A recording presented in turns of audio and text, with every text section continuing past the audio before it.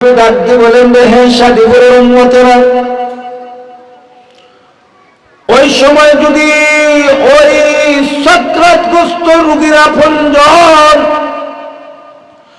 সন্তান, ছেলে মেয়ে, আত্মীয় স্বজনের মধ্যে যদি আমার আল্লাহ ৩০ পারা কোরআনের একটা সূরার নাম সূরাতুল ইয়াসিন, যখন এমবিবিএস ফেল, আত্মীয় স্বজনের মেহমানদারি ফেল, ওই সময় যদি সূরাতুল ইয়াসিন যদি কোনো আপনজন মাথার পাশে বসে তিলাওয়াত শুরু করে দেয়, আমার মদিনার নবী ডাক দিয়ে বলেন আমার সাদিপুরের ওই সাকরাতগ্রস্ত উম্মতের পাশে সূরা ইয়াসিন তিলাওয়াত করতে দেরি হবে, আমার আল্লাহ আমার বান্দার সাকরাতের আযাবরে দূর করতে দেরি করবে না। আমার সাদিপুরের মুরব্বী বাবা, যুবক বন্ধু, কিন্তু আমি যে আমার ছেলেকে আপন ভাবলাম, আমার ছেলেও তো আমার পাশে বসা ছিল, আমার বউ বসা, আত্মীয় স্বজন বসা, এমবিবিএস ডাক্তারগুলো বসা, ওই কঠিন সময় আমার আপনজনরা আবার কোনো কাজে আসতে পারলো না। কাজে আসলো কে? সবাই বলেন আল্লাহ কোরআন। যে কোরআনকে আপনারা ভালোবাসিয়া প্রচন্ড শীতের মধ্যে এখানে বসে আছেন, এই জন্য আমরা যাদেরকে আপন ভাবি তারা আমার আপন হইতে পারে না। কিয়ামতের দিন আল ইয়াউমা নাখতিমু আলা আফওয়াহিহিম ওয়া তুকাল্লিমুনা আইদিহিম, আমার মুখকে, আপনার মুখকে লাগাম লাগানো হবে, সেলাই দেওয়া হবে। দুনিয়াতে বুদ্ধি দিয়ে, আকল দিয়ে, জ্ঞান দিয়ে বেড়াচেরা করিয়া, হরতর করিয়া তুমি মাতিয়া, মুখ দিয়া মাতিয়া বাঁচিয়ে যাইতে কি পারো, চালাকি করতে পারবা। কিন্তু ময়দানে মাশরে যেই দিন লিমানিল মুলকুল ইয়াউম লিল্লাহি ওয়াহিদিল কাহ্হার, আরশের মালিক আল্লাহ কাহ্হারিয়ত রূপ ধারণ করে বিচারকের আসনে বসবেন। ওই দিন আপনার আমার মুখকে সেলাই করা হবে, আমার জবান দ্বারা আমি কথা বলতে পারবো না, আমার জবান দ্বারা আমি হরতর টেকনিক করিয়া কোনো কথা বলতে পারবো না, মুখটা সেলাই করে থাকবে। ওয়া তুকাল্লিমুনা আইদিহিম, আমি শামসুল ইসলামের হাত সেই দিন কথা বলা শুরু করে দিবি। আমার বাবারা, আমার ভাইরা, ওই কঠিন দিন আমার সন্তানকে আল্লাহকে বিচার ডায়েরি করবে, বলবে আল্লাহ আমার বাবাকে জাহান্নামে দাও, আমার মাকে জাহান্নামে দাও, আমার বড় ভাইকে জাহান্নামে দাও। কেন কেন কেন? যে আজ আমি ওদের কারণে জাহান্নামী হইলাম। আমার বাবা আমাকে নামাজের তালকিন দেয় না, আমার বাবা আমার নামাজের কোনো শিক্ষা দেয় না, নামাজের জন্য আমাকে বিচার করে না। আমি ইসলামের পথে চলবো, আমার বাবা আমাকে বলে না, যদি বলতো তাইলে জাহান্নামে যাইতাম না। ওগো আল্লাহ, বাবাকে আগে জাহান্নামে দাও। আমার সাদিপুরের মুরব্বী বাবা, আমার যুবক বন্ধু, আমার পর্দার অন্তরালের মা, যেই সন্তানকে লালন পালন করার জন্য মাথার নাম পাও ফেলে ফজরের নামাজের আজানের আগে উঠে হাঁকালুকির হাওড়ে চলে গেছ, মালিকের কত নামাজ, মালিকের কত হুকুম গুলা তোমার আমার থেকে ছুটে গেছে। আমি যদি ওই টাইমে হাঁকালুকি হাওড়ে না যাইতে পারি, আমার সন্তানগুলো, আমার বিবি, আমার বউ বাচ্চা সবাই আজকে উপাস থাকবে, ঠিক না বেঠি? সন্তানকে আপনি লালন পালনের জন্য হাজার হাজার কিলোমিটার দূর আমেরিকা, লন্ডন, দুবাই, কুয়েত, কাতার গেছো, বছরকে বছর তাই গা তাদের জন্য রুজি কইরা যাদের জন্য ফাটাইলেন, যারা আনন্দে খাইল, মন মতো খাইল, ঘুমাইল, আরাম করল, ওই সন্তানগুলো কিয়ামতের দিন আপনার আমার বিরুদ্ধে বিচার দায়ের করবি। তাইলে বুঝা গেল ওরা আমার আপন না, ওরা আমার আপন না। হে শাদীপুরের মুরব্বী বাবা, যুবক বন্ধু, পর্দার অন্তরালের মা, সক্রাতের সময় যখন আমি অসহায়, আমার গলায় ডাকে, আমার আত্মীয় স্বজন সবাই আসে, আমি চিনি না, যাদের জন্য যৌবন শেষ করলাম, জীবন শেষ করলাম, তারা আমার ওই বিপদে কাজে লাগলো না, কাজে লাগলো আমার আল্লাহর 30 পারা কুরআন। বিদায় আপনারা যারা আল্লাহর কোরআনকে ভালোবেসে প্রচন্ড শীতের মধ্যে বসে আছেন, কিয়ামতের দিন সেই কোরআন আপনাকে সুপারিশ করে আল্লাহর সামনে, আল্লাহর নিকটে সুপারিশ করবে, বলবে ওগো আমার আল্লাহ, আমার শাদীপুরের বন্ধুটা প্রচন্ড শীতের মধ্যে আল্লাহ দোকানে না যাইয়া, বাড়ি করে না যাইয়া, রাস্তাঘাটে না যাইয়া, প্রচন্ড শীতের মাঝে পশ্চিম মীর শঙ্কর বায়তুল নূর জামে মসজিদের তাফসীরুল কোরআন মাহফিলে কোরআনকে ভালোবেসে বসেছিল। আমি আল্লাহ 30 পারা কোরআন যেটা হইলাম, আমি আপনার কালাম। ওগো আল্লাহ, যে কালামকে আপনি লৌহে মাহফুজে সংরক্ষিত করে রেখেছিলেন, আমি সেই কালাম, আপনার কালাম।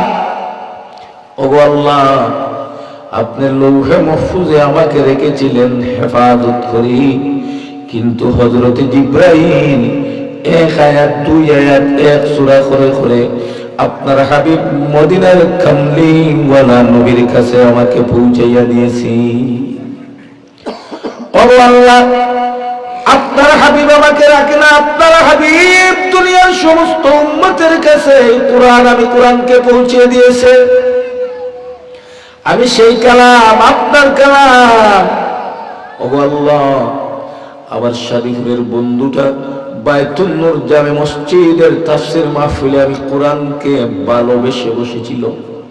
আল্লাহ গো, আমি সেই কোরআন আমার বন্ধুর জন্য সুপারিশ চাই।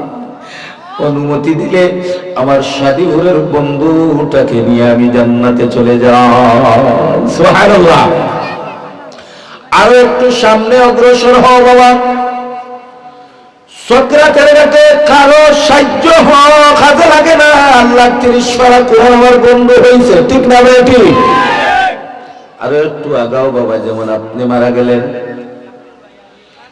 কোরআন তো বন্ধু হইবে, কোরআনওয়ালাও আপনার আপন বন্ধু হইবে। কোরআনওয়ালা খারা আমার ভাই মাওলানা আবু সুফিয়ান, আমার ভাই মাওলানা আব্দুর রব, জামিয়া শাদীপুরের শিক্ষক বৃন্দ, মুফতি সাহেব, আমার শ্রদ্ধাভাজন উস্তাদ হযরতুল আল্লাহ শায়েখ আহমদ হোসেন হাফিজাহুল্লাহ বারাকাল্লাহু ফি হায়াতি, ওরা হলো কোরআনওয়ালা। যারা মাদ্রাসায় পড়াশোনা করে কোরআন শিখে, ওরা কোরআনওয়ালা। কোরআন তো বন্ধু হবে, কোরআনওয়ালাও আপনার বন্ধু হবে বিপদের দিন। কেমনে? আপনি যেমন সন্ধ্যার সময় মারা গেলেন, যে সন্তানের জন্য সারা জীবন কষ্ট করলেন, ওই ছেলেটাকে ডাক দিয়ে যদি বলা হয়, বাবা তোমার বাপ তো আজকে মারা গেছে, সারাটা রাত বাবার লাশটা গরু বইয়া ফারা দেও হইব, আমি ডরাই, ঠিক না বেঠি? আমার ডর করে, আমার ডর করে। আহারে শাদীপুরের যুবক বন্ধু, মুরব্বী বাবা, পর্দার অন্তরালের মা, যাদেরকে লালন পালন করার জন্য দাড়ি ফাটনা করলা, চুল ফাটনা করলা, রাত্রে দিন বানাইলা, আপনার লাশটা যখন আপনি ডেড বডি হইলেন, আপনার প্রাণ পাখি বাহির হয়ে গেল, আপনি সবেমাত্র আপনার রুমে ডেড বডি হয়ে পড়ে আছেন, ওই ডেড বডিটাও আপনি যাকে আপন ভেবেছিলেন আপনার সন্তান, সেও লাশটারে পাহারা দেয় না। পাহারা দিবে কে? সে বলবে মসজিদের ইমাম সাহেব, আন্না মসজিদের মুয়াজ্জিন সাহেবরা আনো সারা রাত তিলাওয়াত করে করে খাটাইবেন, তারা পাহারা দিবে, ঠিক না বেঠি? তাইলে বুঝা গেল আমি যাকে আপন ভাবি সে আমার আপন হয় না। আপন হয় মসজিদের ইমাম সাহেব। যেই মসজিদের ইমাম সাহেবের জন্য বেতন বন্ধ করলা, ইমাম সাহেব বাজারে যান গিয়া বেতন বন্ধ, ভালো না ইমাম সাহেব, বাড়িতে দিনের কথা বলে 2 দিন চলে যান। ওরে সাদিপুরের বন্ধু, মুরব্বী বাবা, ও পর্দার অন্তরালের মা,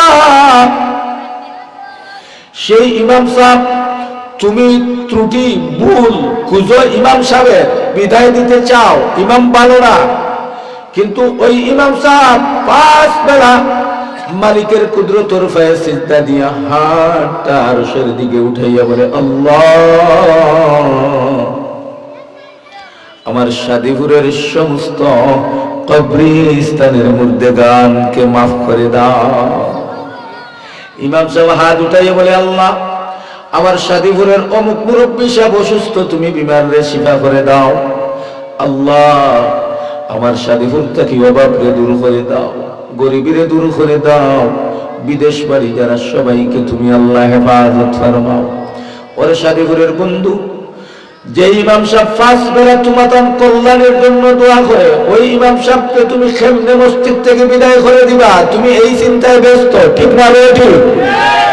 তোমার মরণের খবর শুনলে অথবা তুমি বাড়িতে অসুস্থ, ইমাম সাহেব দৌড় দিয়ে বাড়িতে যায়, যাইয়া বলে, চাচাজি আপনি তো 5 ওয়াক্ত নামাজও যাইতেন, মুসল্লি আরো 2-3 জন নিয়ে বাড়িতে গিয়ে হাত উঠাই বলে, আল্লাহ আমার 5 ওয়াক্তের মসজিদের মুসল্লি আমার সাদিপুরের অমুক চাচা, অমুক মেম্বার সাহেব, অমুক দাদা, অমুক ভাই অসুস্থ, তুমি আরশের মালিক আল্লাহ আমার মুসল্লির বিমানে তুমি শিফা দান করে দাও।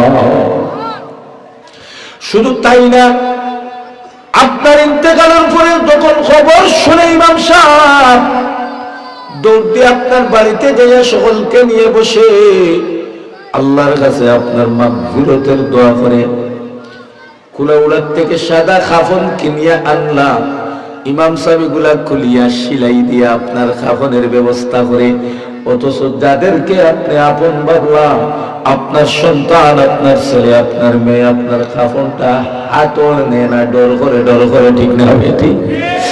আরে কাফন সবাই হাতাইতে চায় না, ডরায়। ওরে সাদিপুরের বন্ধু,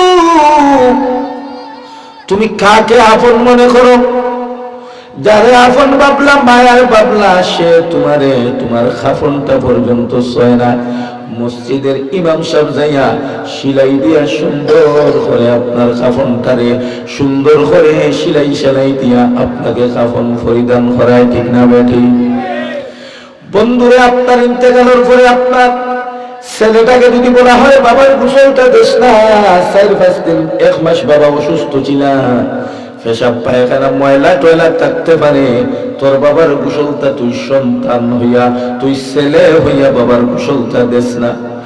আহারে, আমি ছোটবেলার থেকে নিয়ে আমি 10-12 বছর বয়সে যখন পদার্পণ করলাম, এই 10-12 বছরের ভিতরে আমার দুঃখিনী মার বাবা আমার না কত গোসল দিল, ঠিক না বেঠি?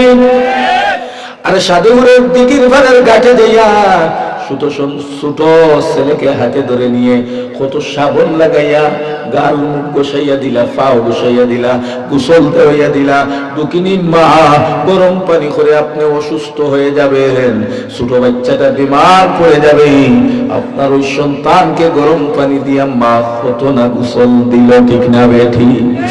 কিন্তু আপনার ইন্তেকালের পরে সে এখন যৌবনে পদার্পণ করছে, আপনি ইন্তেকাল করেছেন, যদি বলা হয় তোমার বাবার লাশটাকে তুমি গোসল দেওয়া, সেটা আমি ডরাই, আমি পারবো না, ঠিক না বেটি? গোসল খেয়ে দিবে মসজিদের ইমাম সাহেব, আর নয় মুয়াজ্জিন সাহেবরে নিয়ে আসো। না বেঠি? আপনাকে ইমাম সাহেব মুয়াজ্জিন সাহেব গোসল দে বাবা, হে শরীফুরের বন্ধু আফন খা একটু বাবিয়া দে, তুই সক্রাতে সাহায্য করলো আমার আল্লাহর কোরআন তোমার গোসলটা দেওয়ায় কোরআন ওয়ালা মাওলানা সুফিয়ান আহমদ হাফিজাহুল্লাহ মসজিদের ইমাম মসজিদের মুয়াজ্জিন তোমার গোসল দেওয়ায় এরাই হইল তোমার বিপদের বন্ধু, ঠিক না বেটি? কিন্তু যাদের জন্য কত মিশা সাক্ষী, কত হাসায় মিশায় মাতিয়া বাড়িওয়ালা গাড়িওয়ালা বিদেশিওয়ালা বানাইয়া গেলা রে, ওই সন্তান গুলো তোমার আসল বিপদের দিনে কাজে লাগে না। ইমাম সাহেব গোসল দেওয়াইয়া আপনাকে সাদা কাপড়ে বেষ্টন করাইয়া থর মাখাইয়া জানাজার ময়দানে যায়, তোমার সন্তান জানাজা ফলাইতে পারে না, মসজিদের ইমাম সাহেব আল্লাহু আকবার হইয়া তোমার জানাজার নামাজ পড়ায়, ঠিক না বেঠি? অসাদিপুরের বন্ধু শুধু তাই না, জানাজা নামাজ পড়াইয়া ইমাম সাহেব লাশটা যখন কবরে নামানো হয়, নামানোর পরে যখন বাঁশের বিছানা দেওয়া হয়, কলা পাতা দিয়ে যখন মাটি দেওয়ার পরে খামগাছ শেষ করার পরে 4 জন মৌলানা সাহেব, 4 জন আলিম সাহেব, হাফিজ সাহেব আপনার কবরের 4 কোণাতে দাঁড়িয়ে যায়, ঠিক না বেটি? আপনার এলাকার এমপি সাহেব দাঁড়ায় না, আপনার মেম্বার সাহেব দাঁড়ায় না, চেয়ারম্যান সাহেব দাঁড়ায় না, মন্ত্রী সাহেব দাঁড়ায় না। ওই যাদের ইমামতি খাওয়ার জন্য, ইমামতি থেকে বিদায় করে দেওয়ার জন্য এত প্রচেষ্টা করেছ, সেই মসজিদের ইমাম সাহেব তুমি অন্ধকার কবরের গাড়াতে, ইমাম সাহেব তোমার কবরের কিনারে দাঁড়াইয়া সূরা ইয়াসিন, সূরা রহমান, সূরা তাকাসুর, সূরা ইখলাস পড়া শুরু করে দেয়, ঠিক না বেঠি?